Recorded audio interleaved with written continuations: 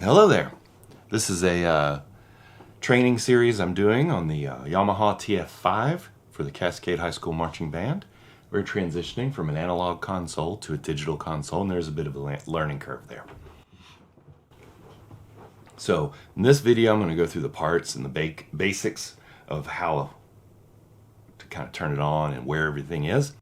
And then I'll make videos that just get down to the point so you can reference them from the field as far as how to do a specific task. All right. Well, as you can see here, we have the Yamaha TF5. We have our faders and our channels. And we have on buttons, Q buttons, and select buttons. We also have peak meters, names, color codings, channel numbers. And in case this is your first time at a console, each channel strip or each line is basically the same thing over and over and over, and it's independent controls for each input.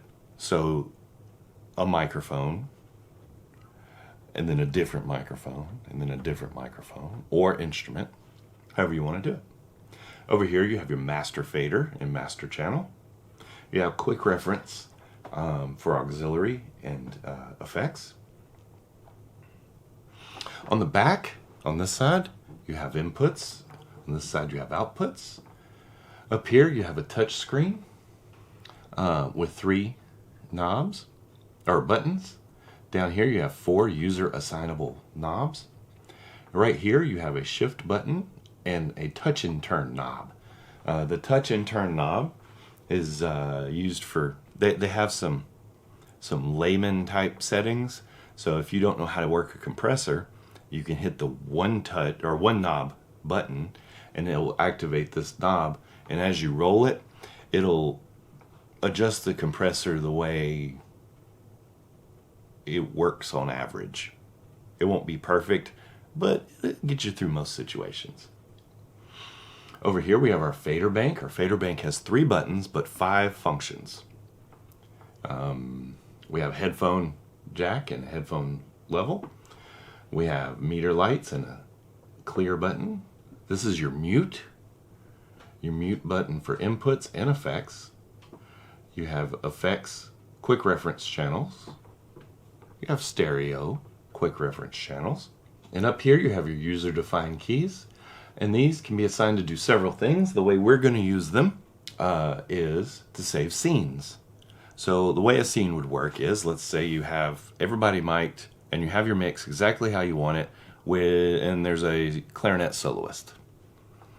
Well, if that clarinet soloist walks away and you want a trumpet to come up and use the same microphone, you would copy that scene to another scene and save it on the second button, saving the first scene obviously on the first button. And then after you have your scene saved on the second button, you can make adjustments to fit your trumpet player, who's going to be much louder than your clarinet, and save that change. So now you start the show, you hit A, everything will go to the first scene. Trumpet player walks up to do his solo after the clarinet on the same microphone, he would hit B, and by the time he got to his microphone, everything seamlessly transitions to scene B, which is pretty much the same with his volume a little bit farther down to make up for his much louder instrument. All right, rolling right along here, we have, if we hit the first button in our fader bank, that takes us to input selection 1, which is your first 32 channels. The way these channels work is basically the orange light says that it's on, so it's on. It will function. You plug a mic into that channel, turn it up, it will work. The green button says select. That means you hit select if you want to make adjustments to that channel. The others are still on, but you're just tailoring the screen and the knobs for that channel for that moment. Q has to do with setting some levels, and later we'll walk through how to set the name of the channel and color code it. If we hit the second button, input 2, in the fader bank. That takes us to 8 more channels, 2 stereo channels, and 2 effects channels. On this console, we have the effects run as a separate channel. We'll walk through that later too. Now we're going to hit the third button in the fader bank. It's labeled output.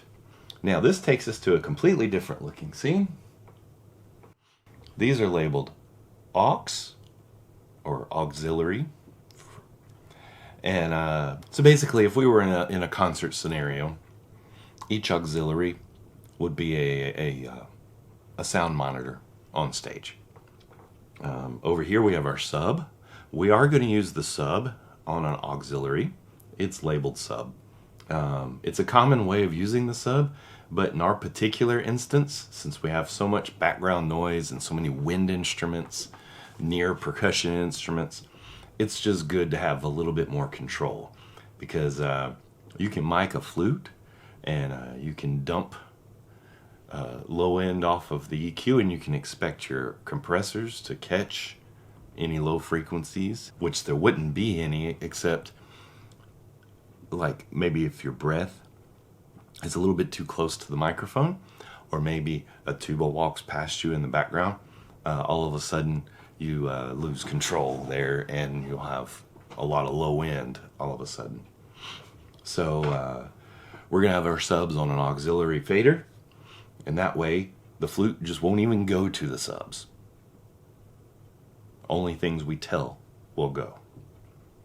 This side over here, these are labeled matrix. In an install situation, this would be like if you're at a church and you had a nursing or cry room, that would be a matrix output. If you had a vestibule or an entryway, that would be part of the matrix. You'd have like an entryway mix. We might use it under the instance of a recording mix. If we wanted to record something, I don't know how well that would work with us because we're not miking everything. So it'd just be the things mic'd. That's all you could hear. We might need it, we might not. Okay, now we're out of buttons. Let's go to the other 2 functions in the fader bank. So we're gonna hold input 1 and input 2 at the same time. All right, this takes us to what's labeled as group. These are DCA groups.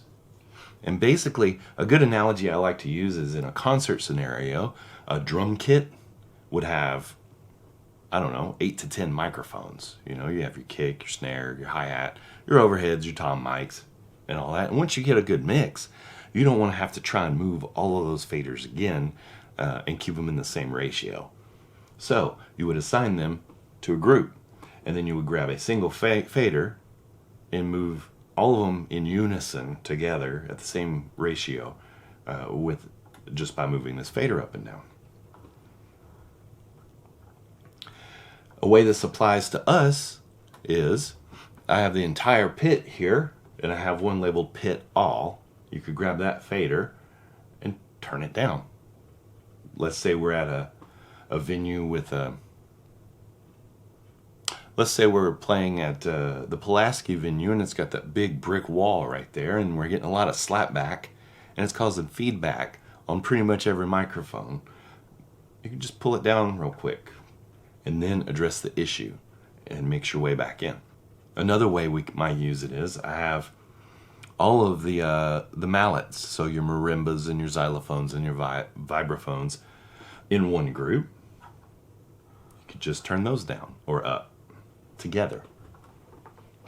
Okay, when dealing with groups, there's actually a list, as you can see here, that shows what all is in each group. Okay, let's go to the last function of the fader bank group. We'll do that by hitting input 2 and output at the same time. This is a custom. Now I have this set up. I have our inputs. I have all of our wireless mics. These are available. I can turn them on at any time. I have our 2 effects. We'll probably only use one. And here's our group. And in our group, I have our sub. So now we don't have to flip through and find things. I don't have to go input 1, mix, input 2, reverb, output, sub. No, we don't have to do all that. Now I just go to custom. I have my inputs, my reverb, my sub, everything right here at my fingertips.